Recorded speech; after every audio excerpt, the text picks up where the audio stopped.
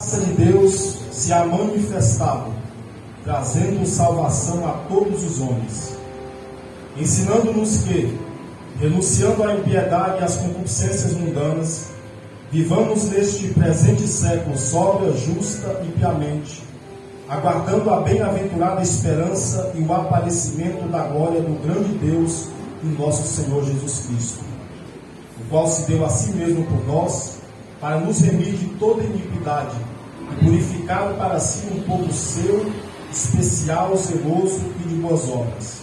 Fala disto e exorta e repreende com toda a autoridade.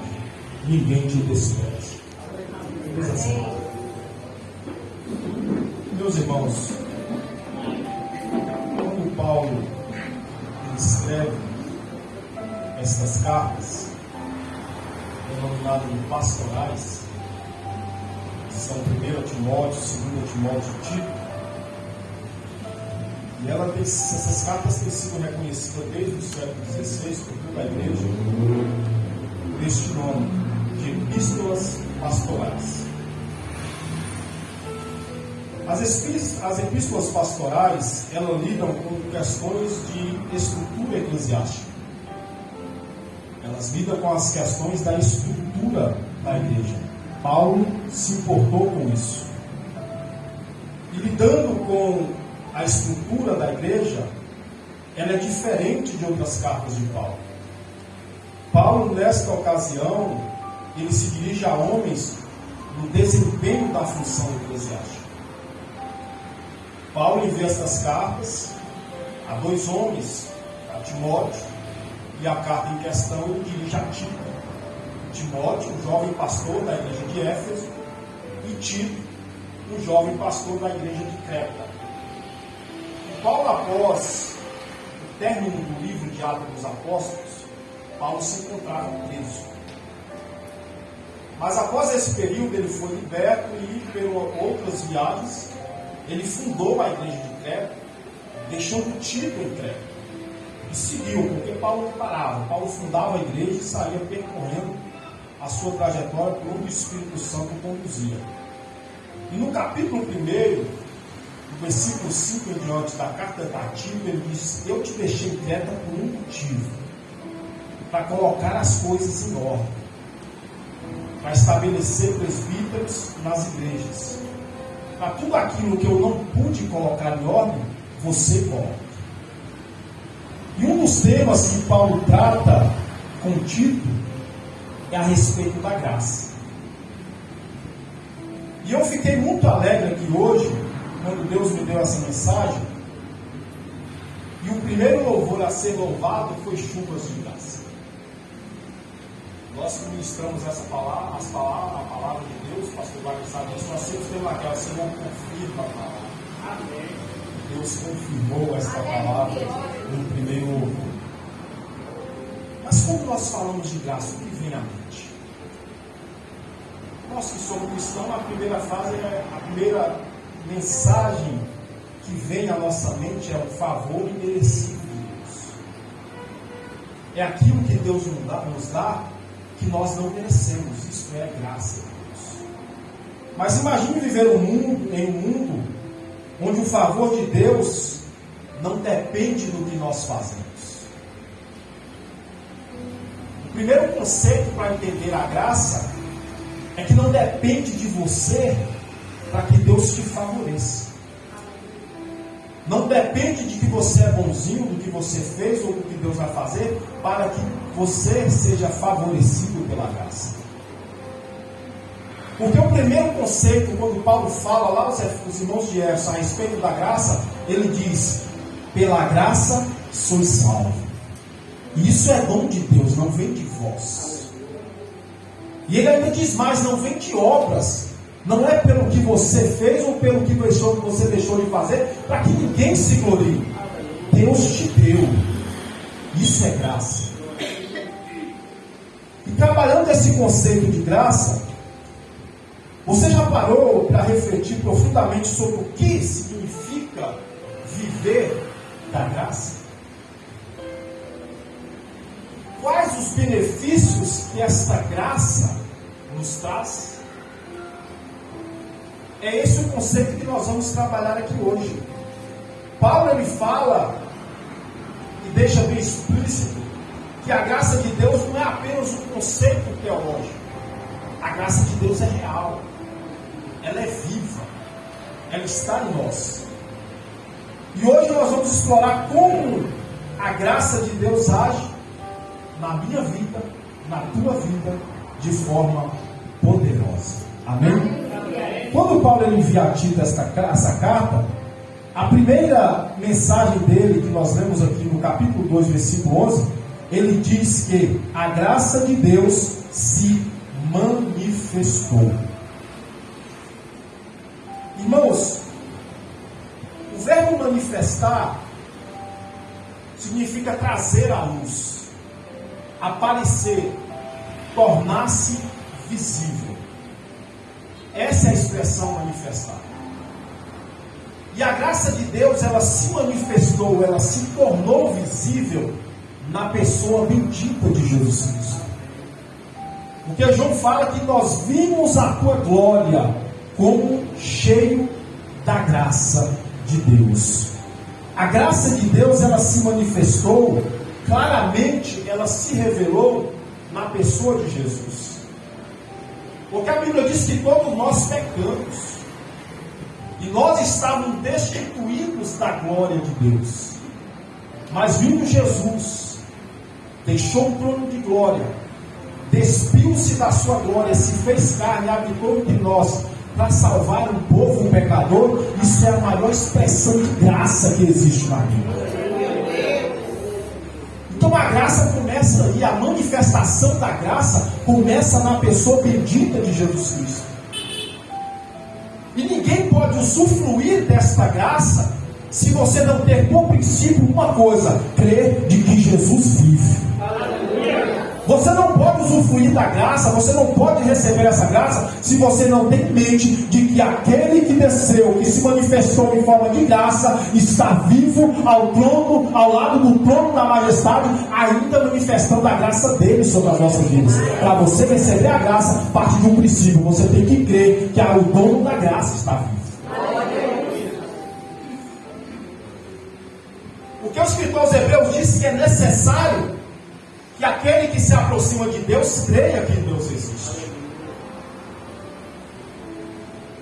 É necessário que aquele que se aproxima do trono da graça creia que o dono da graça existe. Então é necessário nós compreendermos o conceito de graça, porque o que nós recebemos de Deus, a salvação, a fé, é graça.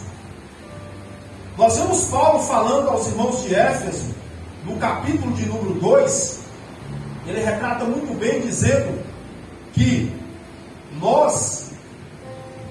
a salvação é pela graça. No capítulo 2 ele diz: Deus nos vivificou, estando nós mortos em ofensas e pecados. O primeiro efeito da graça é a fé. E isso eu trago à memória de todos vocês, que a fé é algo que tem que ser guardado e cultivado. Porque sem fé, você nem sequer agrada a Deus. Então a fé é um dom de Deus, é um presente de Deus, dado a todos nós, para crer na pessoa bendita de Jesus. A graça de Deus começa na fé. Quando Deus concede a fé para o crente, ele passa a crer em Jesus Cristo e por consequência ele recebe um outro presente, um outro efeito da graça que se chama salvação. Nós estamos no mês, eu vou falar um pouco sobre isso posteriormente, um mês sobre o cuidado da saúde masculina. Mas eu quero trazer à memória aqui a todos nós cristãos que nós temos que cuidar do que Deus nos deu, cuidar da nossa estrutura. E nós, seres humanos, não somos compostos somente de carne. A Bíblia diz que todo o nosso ser, espírito, alma e corpo, tem que ser conservados.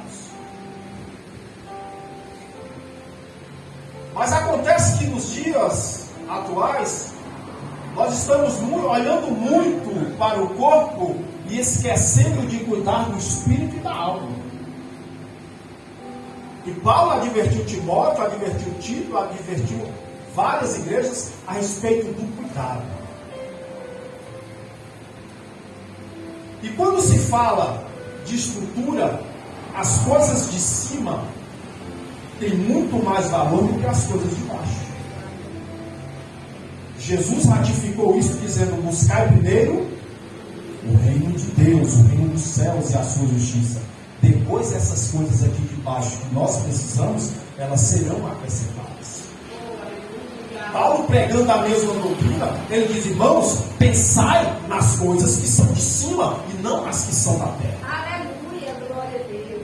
E esse é o efeito da graça. O cristão cheio de graça, ele não vive na esfera terrena, ele não vive pensando só nas coisas carnais, pensando só nas coisas materiais. O cristão cheio da graça, ele pensa nas coisas eternas, ele pensa nas coisas de cima, ele busca as coisas de cima, ele busca o reino dos céus, ele pensa no reino dos céus. Isso é o efeito da graça de Deus na tua vida. A graça de Deus te leva a repetir que nem só de pão vive o homem, mas de toda a palavra que sai da boca de Deus. Aleluia. Então, quando o crente falar: eu estou cheio da graça, preste atenção no diálogo dele. Se o diálogo dele está concedendo mais com o que é da terra ou convencendo mais com o que é de cima. É nisso que você vai avaliar um crente cheio da graça. Se ele está pensando mais na terra ou se ele está pensando mais no céu. Se ele está pensando mais nas coisas temporais ou se ele está pensando mais nas coisas terrenas. Se ele está juntando mais tesouro na terra ou se ele está juntando um tesouro no céu, onde traça e ferrugem não possui. Então nós temos que entender que a graça de Deus, ela nos vivifica. E crente vivo, ele pensa nas coisas de cima. Nós estávamos mortos, então a graça, ela vem trazendo esse efeito. O primeiro efeito da graça é esse, é trazendo fé, a fé em Jesus Cristo, e é uma fé que traz vida. O diálogo de Jesus com Nicodemos, ele estava falando: necessário é nascer de novo. E o nascer de novo envolve a graça de Deus. Então estar cheio da graça é estar vivo. Mas não é um vivo, só um vivo respirando. Um vivo, mas é um vivo na presença de Deus. É um vivo que nós vamos tratar daqui a pouco, de que a graça também nos ensina, nos exorta, nos educa, mas é um vivo que se afasta das coisas do mundo e se aproxima das coisas de Deus. Isso é efeito da graça na vida do crente. Nos vivificou. Por quê? Porque em outro tempo nós andávamos segundo o curso deste mundo. Em outro tempo nós andávamos segundo o príncipe da potestade do ar, que agora ainda opera nos filhos da desobediência. Um outro efeito que a graça traz é a obediência àqueles que são cheios da graça. Não existe cristão cheio de graça e desobediente. Não existe um crente falar: eu estou cheio do Espírito Santo, e está desobedecendo a Deus, desobedecendo ao pastor, desobedecendo aos preceitos da palavra de Deus. Isso é efeito da graça. A graça de Deus gera crentes obedientes à palavra de Deus.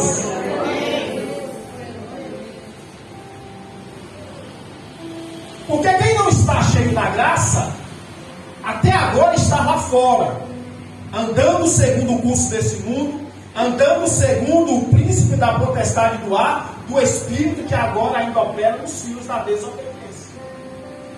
Então a graça de Deus, ela gera obediência.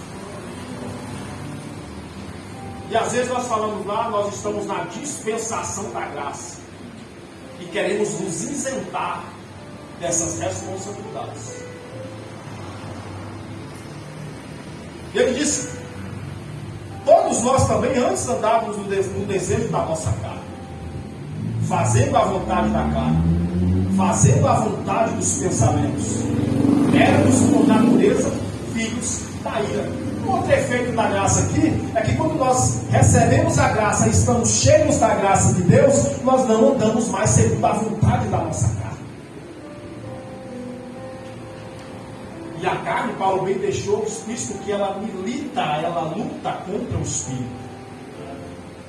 Então quem está cheio da graça, ele não faz mais a vontade da carne, ele anda em Espírito. E quem anda em Espírito cumpre a vontade de Deus. Aleluia! Glória! Quem anda em Espírito não faz mais nem a vontade da carne, nem a vontade dos seus próprios pensamentos. Porque quem anda em Espírito e está cheio da graça, compreende que tem caminhos que para nós até parecem retos, mas são caminhos de morte. Quem anda cheio da graça compreende que nós temos que andar nos caminhos de Deus, nas veredas de Deus, aleluia, nos passos de Deus, aleluia, porque os caminhos de Deus são caminhos de bondade, de misericórdia e de graça sobre nós. Tem que estar cheio da graça. Mas Deus, Ele é riquíssimo em misericórdia. E pelo seu amor, que muito nos amou, estando nós mortos em nossas ofensas, Ele nos deu vida, Ele nos ressuscitou. E aí vem mais um efeito da graça de Deus. Ele ressuscita aquele que estava morto. Aquele que estava morto nas ofensas, aquele que estava morto nos pecados, a graça te traz de volta à vida, e essa graça te justifica diante de Deus. Nos ressuscitou juntamente com Ele, e é interessante esse verbo aqui, que Paulo fala, no versículo 6 da carta aos Efésios, capítulo 2, ele fala que Ele nos fez assentar em lugares celestiais. Essa questão de fazer assentar é estar em paz, é estar tranquilo. Quando a pessoa chega agitada, chega correndo, chega agitada, chega inquieta, qual é a sua primeira frase? Senta aí, aquieta. Quando a Bíblia diz que essa graça de Deus, ela nos fez assentar, ela está dizendo, esta graça, ela traz paz para a tua alma. A graça de Deus traz paz para a alma do crente. Porque é essa graça que nos fortalece, essa graça que nos conduz, essa graça, ela tem um efeito tão bom que ela traz paz para as nossas almas. Por isso que Paulo, quando ele estava inquieto, dizendo que tinha um espinho na carne, a saber, o mensageiro de Satanás que escofeteava, que tirava, que deixava ele inquieto, Deus olha para ele e repreende ele dizendo, calma, a minha graça te basta. Tenha paz. A graça de Deus, o favor de Deus sobre a vida dos filhos de Deus, basta na vida dos filhos. Então não precisa você buscar um subterfúgio, não precisa você buscar uma segunda opção, e muitas vezes quando nós queremos buscar uma segunda opção, nós vamos até buscar no mundo. Esquece isso, a graça de Deus te basta. Aleluia. A graça de Deus sustenta a tua casa. A graça de Deus sustenta a tua família. A graça de Deus sustenta o teu ministério. A graça de Deus te dá saúde. A graça de Deus te dá paz. A graça de Deus, aleluia, traz salvação aos teus familiares. A graça de Deus, louvado seja o nome do Senhor, traz alegria. A graça de Deus faz com que você seja cheio do Espírito Santo. A graça de Deus te basta.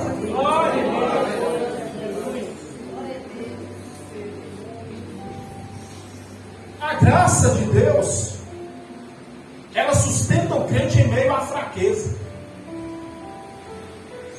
Quantos aqui não esteve num momento de fraqueza, num momento que você fala, meu Deus, eu acho que eu vou sucumbir. Tem jeito. de repente vem um poder de onde você não espera. A graça de Deus te invade, te toma e te levanta e te põe de pé. Sabe por quê? Isso é um poder da graça. A graça de Deus, ela te sustenta, ela te dá força em meio à fraqueza. A minha graça te basta. A graça de Deus basta. Aleluia. A graça de Deus, voltando para o texto que nós lemos, a Bíblia diz que a graça de Deus, em Tito, ela se manifestou salvadora, trazendo salvação a todos os homens, aqueles que creem em Jesus. E no versículo 12 de Tito, capítulo 2, versículo 12 que nós lemos, a Bíblia diz que a graça, ela nos ensina, ensinando-nos que isso é um efeito da graça de Deus. A graça de Deus ensina o crente. E o verbo ensinar aqui, paideu, em grego, é como treinar crianças. Esse é o sentido do verbo ensinar aqui. É ser instruído, levar alguém a aprender. Quem é pai e quem é mãe aqui?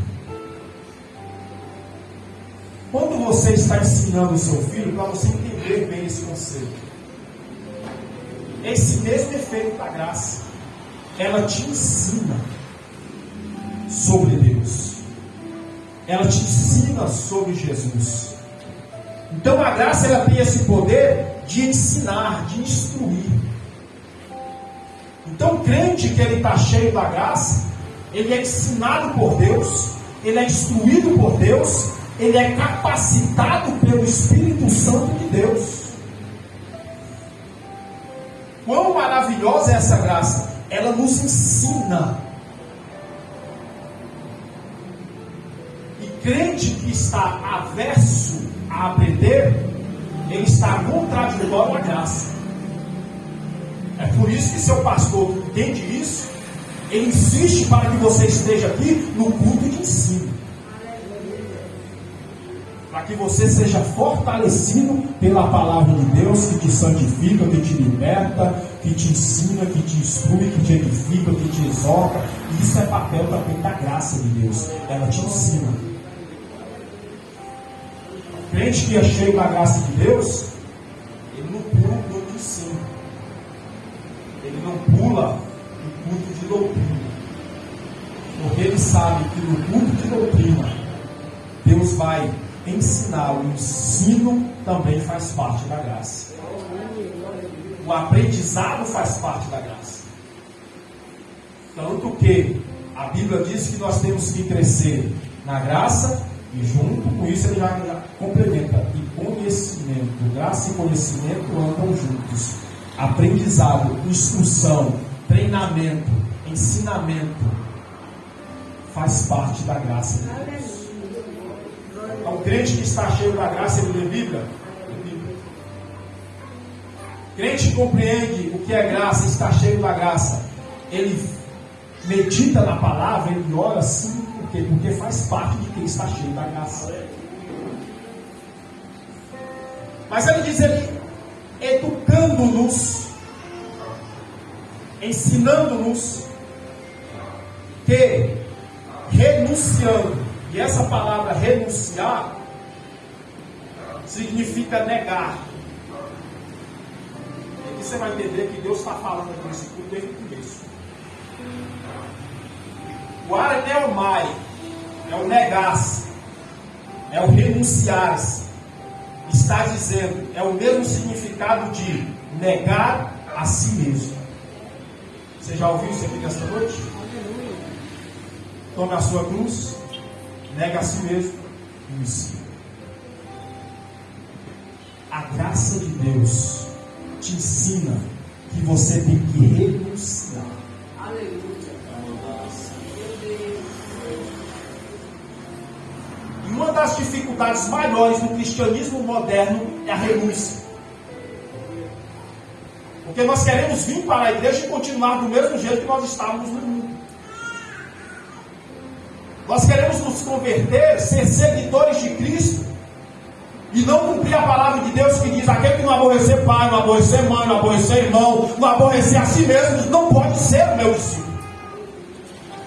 E quando fala de aborrecer, não é ser ignorante ou desrespeitar, não. Quando o verbo aborrecer aqui fala no sentido de amar menos o mundo, amar menos o pai, amar menos a mim mesmo e amar mais a Deus e a sua palavra. Esse é o digno de ser discípulo de Jesus. A graça de Deus, ela se manifesta ensinando que o crente tem que renunciar. Renunciando. Arneomai, negar-se a si mesmo, desconsiderar os seus próprios interesses. O crente cheio da graça de Deus, ele desconsidera os próprios interesses para viver o interesse do reino de Deus. Lembra de Paulo? Ele entendeu a Neumai, ele entendeu a renúncia, ele entendeu o renunciar. Não mais vivo eu não faço mais a minha vontade, eu não faço mais o meu querer. Não mais vivo eu, mas é Cristo que vive em mim. Eu faço a vontade de Jesus, eu vivo a vontade de Jesus, eu faço a vontade do reino de Deus. Então esse é o efeito da graça, ela te ensina de que nós temos que renunciar, negar a si mesmo, negar o próprio interesse, agir de modo inteiramente diferente em relação ao que nós agimos antes da conversão. E aí Paulo complementa dizendo: olha, essa graça nos ensina que nós temos que renunciar. E renunciar o quê? As concupiscências mundanas. Aleluia.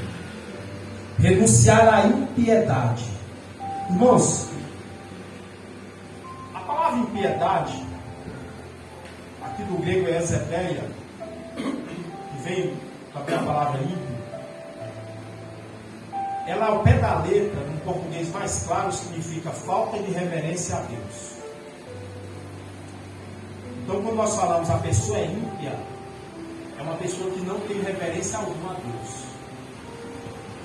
Então, quando Paulo está falando que nós temos que renunciar à impiedade, ele está falando toda falta de reverência a Deus tem que ser renunciada, tem que ser tirada do meio do povo de Deus. O povo de Deus tem que ter reverência a Deus. Aleluia. A impiedade, a falta de reverência a Deus, ela é considerada pecado, é maldade. Por isso que a Bíblia diz: guarda os teus pés quando entrarem na casa de Deus. É por isso que quando nós entramos aqui, nós temos que entrar com o pensamento voltado para Deus, para adorar a Deus, para servir a Deus, para orar a Deus, para cultuar a Deus. Então a graça também te ensina, nos ensina que nós temos que renunciar à impiedade, à falta de reverência. Tudo que se relaciona a Deus tem que ter uma reverência perfeita a Deus. O crente tem que reverenciar. O crente tem que reverenciar a Deus, tem que reverenciar a palavra de Deus, tem que reverenciar o momento em que nós cultuamos a Deus. É triste quando nós vamos em alguns lugares e nós vemos cultos em que não há reverência a Deus. O crente tem que ter reverência ao Senhor nosso Deus. Guardar os pés, a graça ensina isso. Crente, não existe crente cheio da graça, cheio do Espírito Santo, que não reverencia a Deus. E a reverência, ela está intrinsecamente ligada ao temor de Deus, que é o princípio de toda a sabedoria. Então a graça, ela nos ensina a renunciar à impiedade, que é a falta de reverência, e à concupiscência mundana. Concupiscência aqui, irmãos, é desejo. Desejo pelo que é proibido. A graça de Deus nos ensina que nós temos que rejeitar, renunciar os desejos proibidos. Crente cheio da graça de Deus, crente que foi alcançado pela graça de Deus, ele renuncia aos desejos proibidos,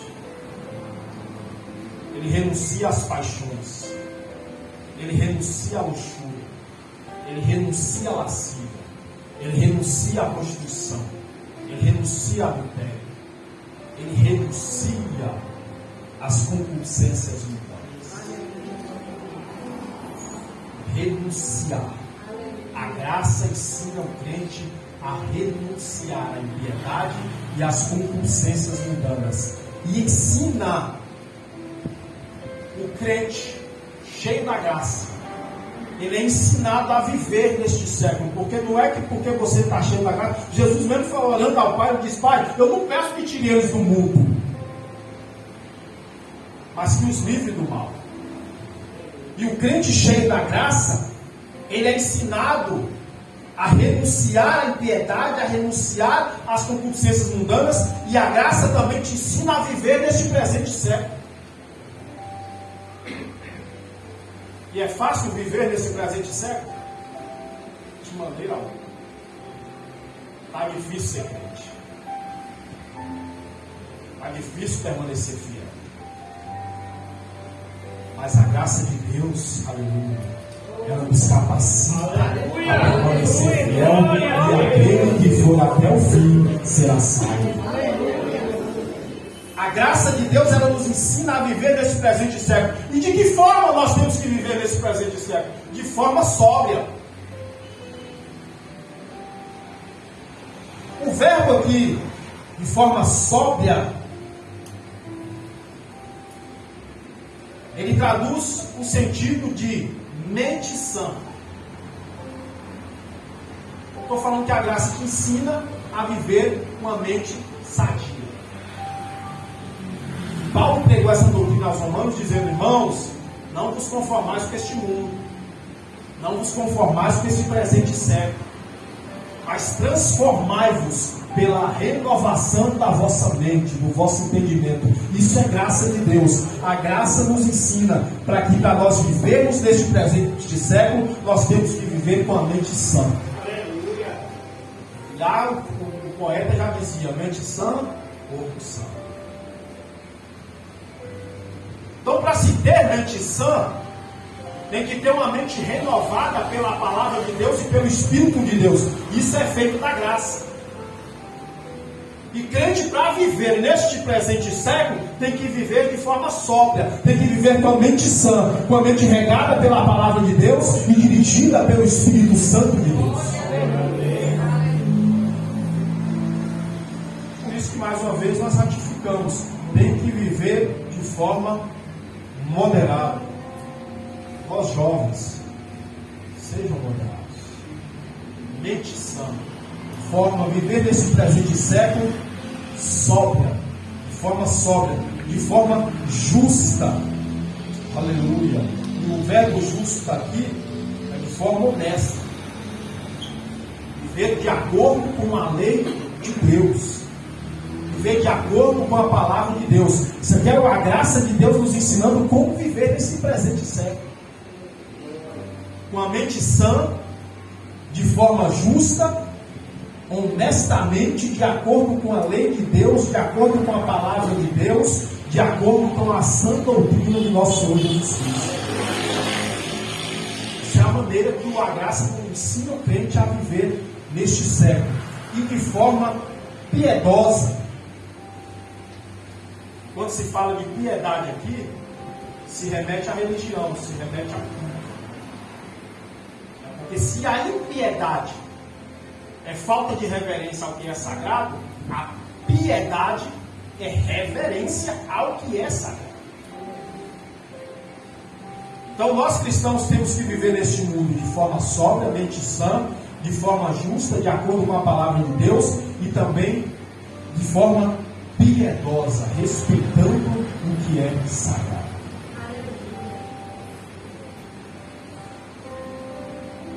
E essa graça, ela também nos ensina que nós temos que aguardar a bem-aventurada esperança. Se tem uma coisa que é difícil é aguardar. Nós somos muito imediatistas. Rapaz, não é amanhã, é hoje. Não, semana que vem. Não estou precisando para a semana que vem. É para hoje. Há uma dificuldade de esperar. O salmista nos ensina no Salmo 40, eu esperei com paciência no Senhor.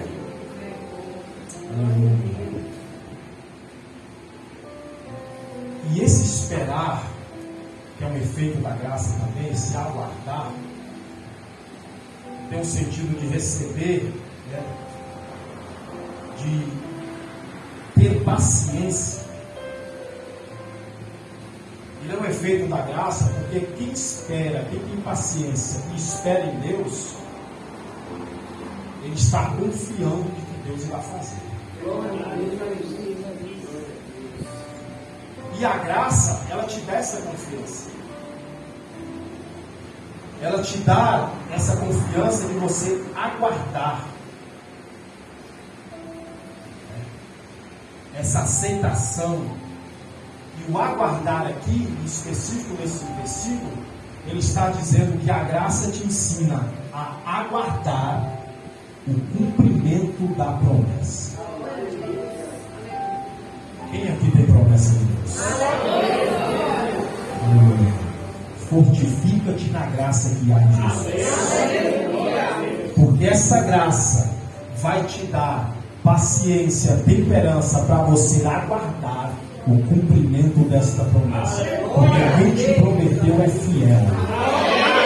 Quem te prometeu é fiel para cumprir. Deus não mente. E essa graça, ela dá esse efeito de aguardarmos o cumprimento da promessa. E a promessa é essa: eu vou subir, aleluia, vou preparar lugar. E se eu estou subindo para preparar lugar, eu virei outra vez para buscar vocês.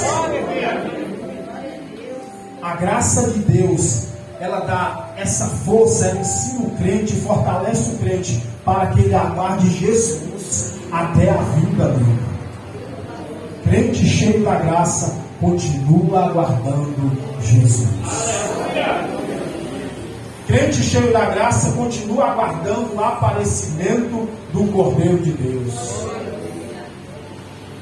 E tem muitos que caíram dessa graça. Pastor Michael. Muitos. Tem alguns aí que nem esperam mais Jesus. Há quanto tempo eu aguardo e ele ainda não voltou. Mas crente que está cheio da graça, ele aguarda a bem-aventurada esperança e o aparecimento da glória do grande Deus, nosso Senhor Jesus Cristo. Crente que está cheio da graça, ele está preparado para o arrebatamento. Crente que está cheio da graça, quando o pregador fala o arrebatamento pode ser hoje, ele dá glória a Deus e aleluia. Alguns gritam misericórdia, varão. Mas pode ser hoje. Pode ser hoje. E essa graça nos ensina a aguardar. Aguardar vivendo neste século de forma sóbria, de forma justa, de forma piedosa. E ele fala para Tito dizendo, olha, esse Jesus que é cheio da graça, ele se deu, ele se entregou a si mesmo para remir o povo. Esse remir aqui é comprar por um bom preço. O preço que Jesus usou para remir o povo dele, que parte está aqui presente nesta noite, foi o sangue, o seu próprio sangue. E o efeito dessa graça é a remissão e a purificação. O crente que ele foi agraciado, que ele foi cheio da graça de Deus, ele é remido por Jesus E ele é purificado pelo sangue do Cordeiro. E a palavra de Deus diz: bem-aventurado é aquele que tem as suas vestimentas lavadas no sangue do Cordeiro, porque vai entrar na cidade pela porta. Tem acesso. Será salvo.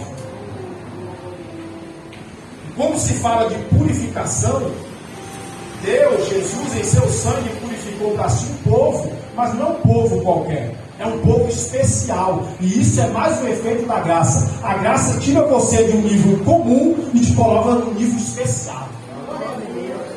A graça te tira de um nível de criatura e te coloca como filho de Deus, herdeiro dos céus, herdeiro de todas as coisas celestiais e pertencente à família de Deus. Isso é um efeito da graça.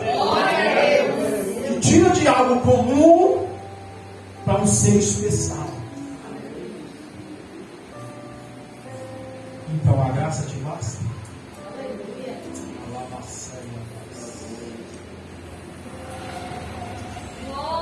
Mas não é um povo só especial.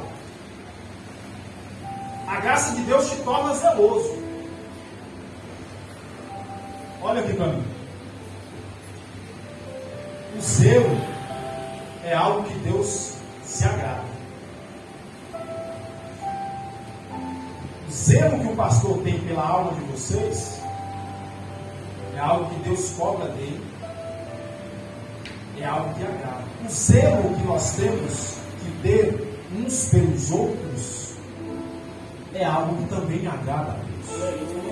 E o crente cheio da graça, ele zela pelo seu irmão e pela sua irmã. Agora eu posso zelar do meu irmão, pregar em pastorais é assim, não tem jeito. Pregar em epístola pastoral, o Espírito Santo nos conduz desse jeito. Eu posso zelar pelo meu irmão falando mal da vida dele? Então quem está cheio da graça não anda fofocando a respeito da vida dele. Isso é um efeito da graça na vida. Quem está cheio da graça, quando alguém vem falar, irmão, essa eu, rapaz, vamos orar. Deixa Deus trabalhar. Hoje eu dei uma aula de manhã sobre o 6º mandamento: não matarás. Um zelo em relação à vida. Então o povo de Deus que está cheio da graça é um povo zeloso. Um povo que zela. E aqui eu vou tocar num assunto que talvez muitos não vão gostar. O zelo envolve tanto o zelo pelo meu próximo, como o zelo pela obra. E o zelo pela obra envolve contribuir para a obra. Crente cheio da graça contribui para a obra de Deus. É um povo zeloso.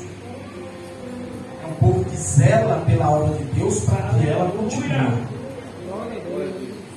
É um povo cheio de graça, um povo de boas obras. Isso é um efeito da graça também. É que o crente cheio da graça, ele pratica boas obras. Não é as boas obras que vai te conduzir à graça, não, é você estar cheio da graça que você vai ser conduzido a praticar as boas obras. Boas obras é efeito da graça de Deus na tua vida. E aí ele finaliza no versículo 15 dizendo: olha, fala disso, exorta, repreende com toda a autoridade. Paulo falando para Tito a respeito de falar, ele está dizendo: você tem que ensinar esse homem. O crente, por onde ele passa, ele tem que falar do efeito desta graça na sua vida. Você tem que ser, nós somos as testemunhas de Deus nessa terra. Então você não tem que ficar como 007 disfarçado quando anda.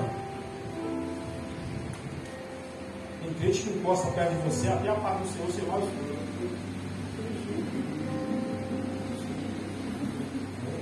A paz do Senhor, meu querido.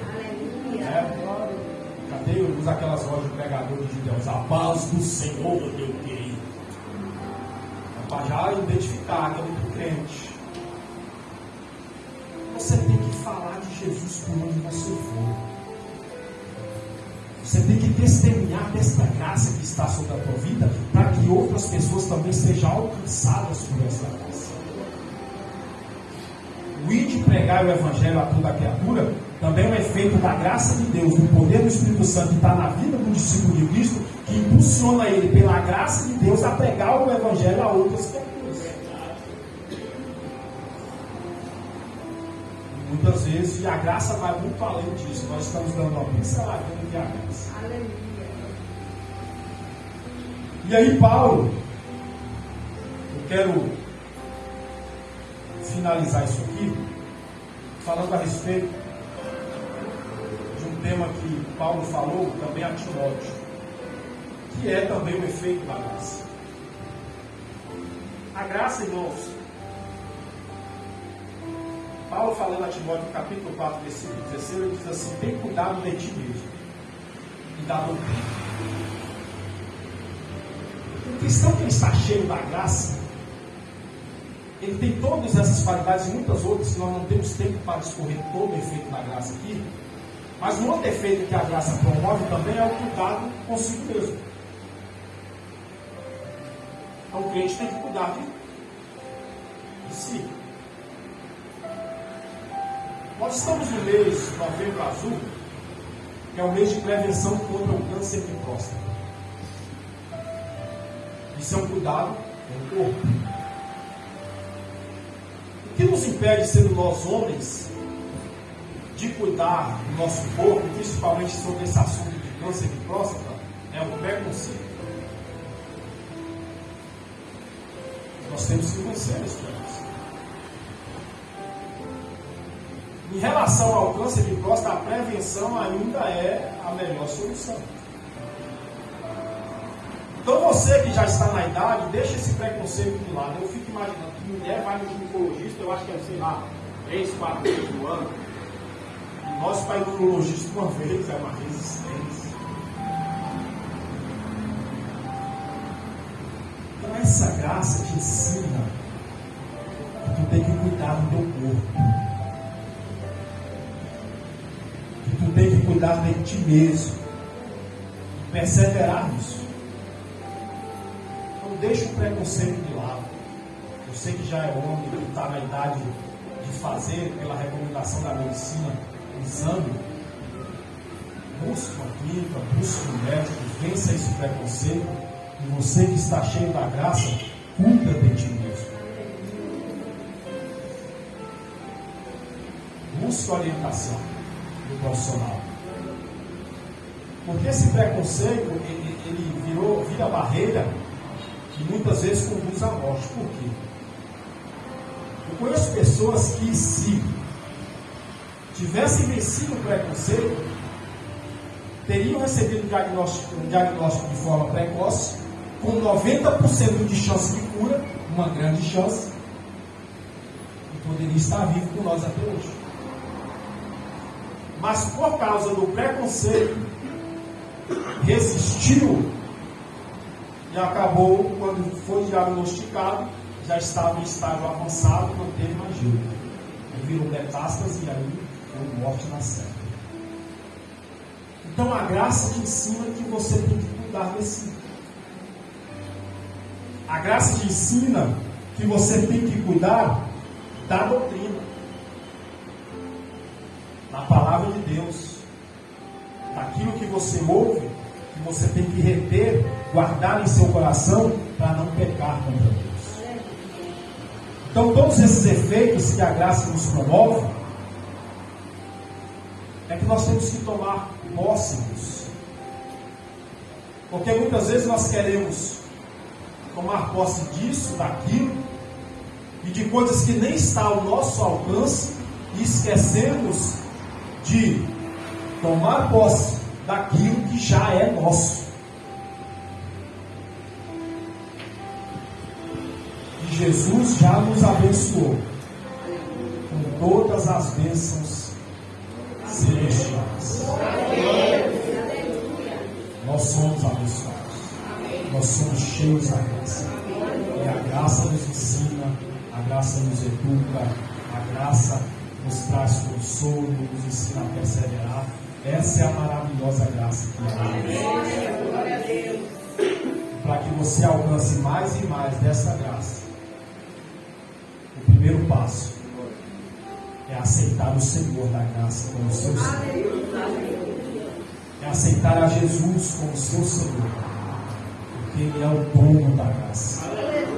E a graça é algo tão especial, pastor Marcos, que quando nós ministramos a bênção apostólica, sabe o que vem primeiro? A graça.